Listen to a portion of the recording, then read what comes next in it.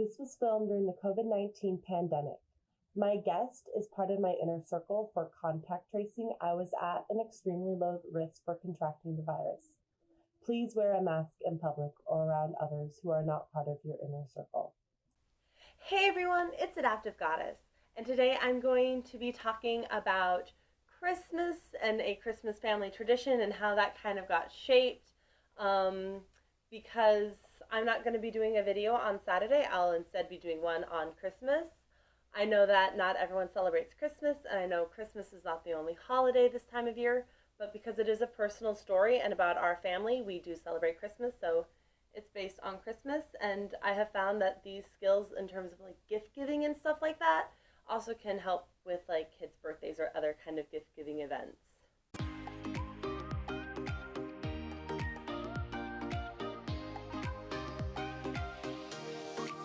So I'm here with my mom to kind of give a behind the scenes perspective of our family tradition, because I was not old enough nor in charge of our family tradition. And I know that family tradition did change after one particular Christmas. Yes, it did. And I know why it changed. I was the cause. So, in order to kind of understand the full context of this story, I am going to go back a little bit in time to right before Christmas, maybe a month, maybe a month. And one of the TV stations had done their world premiere of the television movie Samantha and American Girl Holiday. And apparently, unbeknownst to you guys, I was like in love with American Girl, but not like we had no crazy. idea. I didn't want a doll. I didn't really want the doll. I didn't really find a need for the doll. I would rather spend that money on like a Disney vacation. This was not on our radar. But I read all the books, and I read all the books of the original even know that she did. American Girl. And Samantha was one of my favorites because she had an amazing relationship with her grandmother, which I totally could relate to. And she took place in the turn of the century, so between like 1904 is I think the year they printed her, but I mean they were still drinking tea. Still tea. There was tea. There was tea time, and I liked tea time. And long skirts and dresses. Yes, it was very pretty and fancy, and ribbons and bows and curly hair. But I remember an ad for the DVD, which was like super all important because I wanted this. And maybe 2 weeks later, we were out shopping at Target, not sponsored by Target. And I had seen it. I'd seen the DVD with the little Samantha doll, and I was like, I want this. And I don't ever remember like having like a freak out moment where I was like overexcited, but I know I was overexcited. And you and Dad started to talk in German, which in my household, my parents speak German, me and my brother don't. And typically German is spoken around this time of year of Christmas when they're talking about how they're going to buy a present without us realizing they're buying us a present. And so I was like, oh my gosh, like, I'm gonna get this. Yay, I'm so excited. We weren't really doing anything but talking about how we were not going to be buying it and see how she freaks out about it. No, I'm just kidding. Wait, in code, we were just kind of talking blah, blah, blah, blah, blah, looking at her face, being all excited, trying to be extra cool about knowing what Mom and Dad are planning. I thought I was smart. I thought I figured this out. Now to come to realize I didn't. That makes me kind of sad. Anyway, so maybe like a week or two later, a DVD-shaped present is under the tree.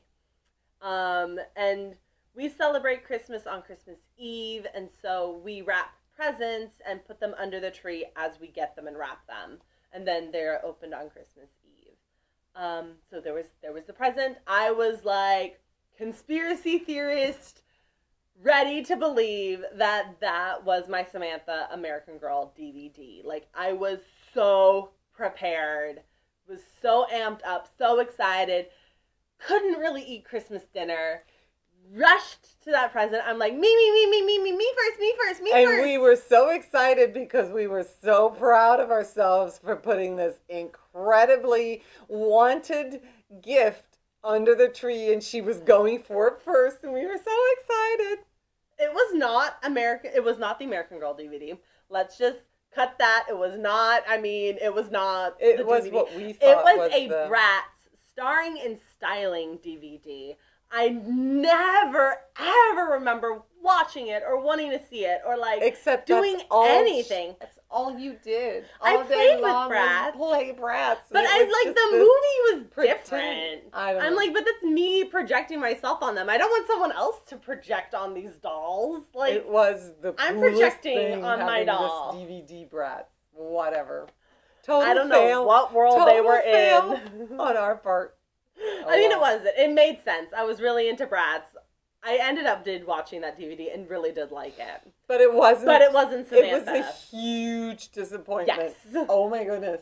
And I don't remember tantruming. I don't remember having a meltdown. No, I was on the verge, though. Panic was in you.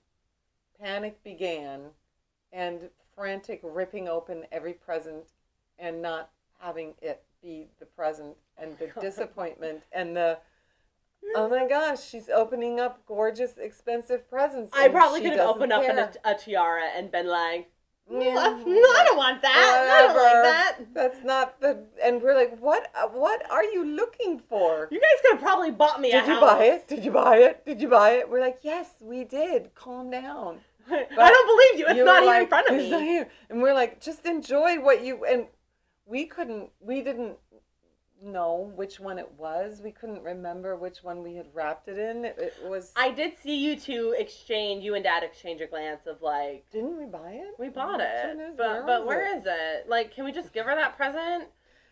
So, we get to the last present. And I mean, it felt like hours had gone by. 10 minutes. Probably. But like, I was like, so ready, like, oh my gosh, this is it, like, it's all or nothing. Like, I mean, I'm like 11. you think these ways. I mean, it was totally all or nothing thinking. It was like, ready, anticipation, like, this was movie moment right here. And I also, in the back of my mind, was ready to have my parents disappoint me on Christmas. Like, that was back there, too. Like, okay, this is happening. This is, either it's happening, or my parents literally dropped the ball on this one, and I'm going to seriously have to save up some money and figure out how I'm going to get this present. Like, I was there. I was like, it's one way or the other. I want it to go one way. It might go the other way. So I open it up, and there's this very beautiful pink shawl thing. I still have it. And I remember just, like, tossing that aside. I feel bad now because it's, like, really sweet. It was really pretty. And it's amazing. It's, like, my favorite. I still have it. It was a cool present. And there, right underneath it, was the Samantha American Girl DVD. And I was like, I remember just going, I remember. I screamed and so your loud. Grandma was there. My mom was there. And she's just like, what is happening? The present she gave you was like, oh, whatever. I don't want that. It was like, and we're like, Natasha, it's okay. You like this. And she's like, no. And it was all undone. The whole thing was undone. I think that was like the first time, I mean, looking back on it, that I realized like something was different with my it definitely thinking. was for us. And I think what happened for me is that I started to realize that I needed to change my expectations, and I needed to figure out what was going on besides being all annoyed. I was definitely annoyed, and you like ruined the Christmas for other people. I totally ruined Christmas. And it was just like, but I didn't understand what was going on. Yeah. And it took another 5-8 years for us to figure out exactly how to adapt to it. And part of the process was for me to let go of my expectations and be willing to adapt to the child that was in need of a different way of approaching Christmas and Christmas presents, and for you to be able to verbalize what your needs were. Yeah. And that took some time. And I mean, there were plenty of getting angry and disappointed and trying to change you and make you fit, and don't you want to be, and don't I want the surprise? Don't you want that, and be quiet, and until, and even I remember the kind of one of the first times you were like, are you going to buy it? Because if you're not going to buy it, I'm going to buy it, because I don't want this to be a surprise. And I'm like, what is your problem? And it was a little bit jarring, but I get it now. Mm-hmm. And the more you talked about it and reassured me, and the more often we did it, the more it felt like, oh, this is like not about me and me wanting to surprise you, me wanting to get the best gift that you want, and me showing you that I'm paying attention. Mm-hmm. It was about you needing to know this was a present that you wanted and that I was buying it for you, and let's not make any pretense about it, and let me be very clear, and let me watch you buy it and be done with the worry. Yeah. And not have that. And I don't know, is it because you didn't want to have that kind of Samantha moment again, or is it just because you didn't really enjoy worrying about what was happening with this present? I think it was more about the not having the Samantha moment, because, I mean, I've enjoyed other gifts that were surprises. I mean, I have that one Marvel encyclopedia that you bought, and I mean, I was just like, oh my God, I really want this. And then you got it for me that year. Yeah. And I think it was just more of not having that kind of experience where I like, and do you the know Marvel when you see encyclopedia was going to be the gift? What? And do you, when you see the gift and you know you're going to get that way, do you know which gifts you're going to get that way with? Typically, yes. Interesting. Well, I remember the next time that this happened was with the jam. Oh, okay. That next year. Oh, wow, really? Mm-hmm. And I was like, I really want this jam. And you had seen it somewhere, like Target or somewhere. Mm-hmm. Around the same time. Knott's Berry's 18 sampler. Love it. Yeah. I think that's honestly the best thing I ever got, because I shared it with everybody and it lasts forever. But I remember I'm like, I need to know this is the thing. Like, this was the thing that was going to make or break Christmas. And it's just, you just kind of know it. Yeah. And now you know it even more. Mm-hmm. Now you're much better about just tell me. And like you said, it's not about every gift. Like the Marvel book, and sometimes it. Well, me now having money takes that kind of away. Mm-hmm. And I think. Well, yeah, now we stand in line, and if it's not in my cart, and you're like, wait, I thought I told you that's what I want, then I just go back and buy get it. Go back and buy it. And I will sometimes, you'll say, ooh, I really want that, and I'm like, I'm not buying that for you. And then you buy it. So it's not like you're forcing me to buy it, but you're saying, if you are going to buy me something, this is what I want. And if you're not going to buy it for me, like, don't walk away now and come back later, because then you're going to worry about whether or not it's gone. Yeah. Especially if we buy it in a store like TJ Maxx, where it might be gone and they don't have a second one because it was just a one-off, whatever they had left over. And I think I've seen even your body language that way. Yeah. And I've caught on to that. It's not about everything, but it's about the thing that you know may or may not be there. And then does that automatically trigger your memories about the Samantha moment? So like a few other times that this happened was like these chairs. Remember, I saw them and I'm like, I wasn't gonna buy those chairs. Like I don't know if I can leave without these chairs. Yeah. Like they were my style, they were me, I had room. I'm like, I don't know if I can leave. And it was the same with my car. Yeah. And like I didn't get that way with any other car we were looking at. Right. I was like, I don't need to test drive another car. I don't need to look at another car. Like, I want this one. Yeah. And, it was like instantaneous. Not like I'm going to buy her that car. So in terms of gift giving and in terms of parenting, Yeah.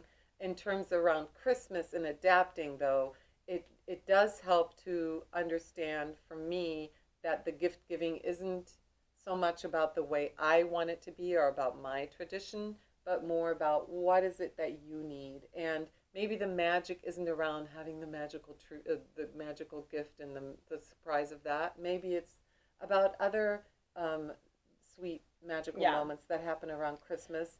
And let the gift giving be just the gift giving. And it was hard for me to kind of let go of that. But now that we've let go of it, it's so much easier. It's so much more fun. And it does bring, let other things be there because you're not stressed and you're not worrying about things. And I'm trying to think if there are other things that we have adapted for that reason. Birthday presents. Oh, yeah. Okay. Birthday presents, because I got that way too around my birthday. Mm-hmm. Where I was like, I need to know if I'm getting this because I don't want to worry.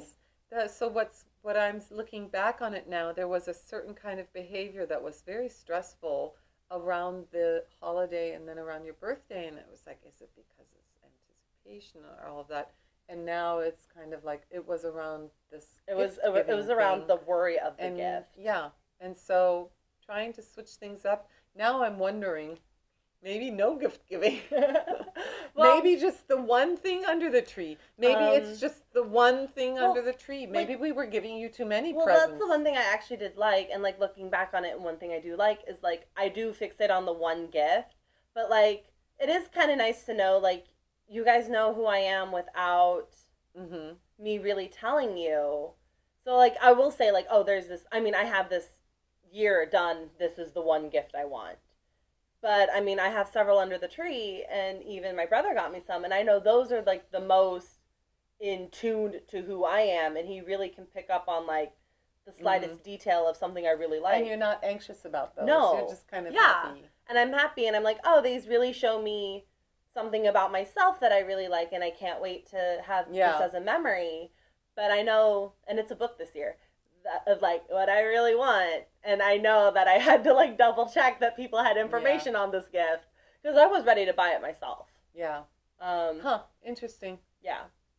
So what was your favorite gift of all times, do you think? I think so. Comment down below, what is the best gift you ever got?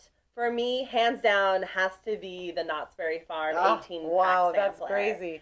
Because I got to try. That's cool. Yeah, they had an apple marmalade and an orange marmalade. Yeah. Like I got to try different types of jam. Yeah, there were some really neat and ones. And then I got to share them. Like they were enough to like even just enjoy and share. And then I knew which ones I loved. Like I realized I love cherry jam and I love Marionberry.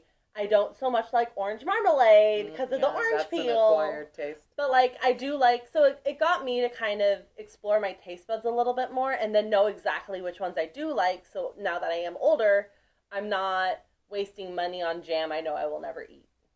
Yeah, I don't know if I necessarily have a favorite present that I can remember. She's giving me one that I don't remember. The blue wrap dress? Oh, yeah. That maybe, I don't know, but because you wore that a lot.